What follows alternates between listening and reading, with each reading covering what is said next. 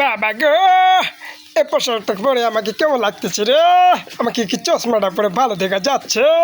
আমি তো মাথায় নতুন পোশাক নিয়েছি রে। আমাকে এই পোশাকটা পরে কেমন লাগছে রে বাবা? আপনারা সবাই কমেন্টে জানিয়ে যান।